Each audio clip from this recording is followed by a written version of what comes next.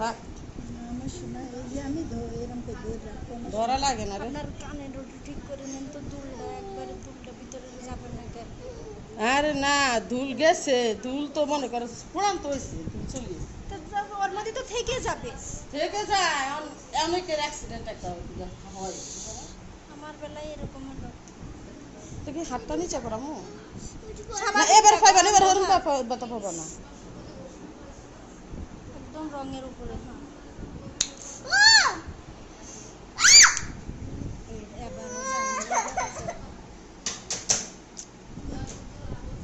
Machine তো নতুন, বুঝো না মামা? এখন নৌকোতে দাও, নৌকোতে দাও।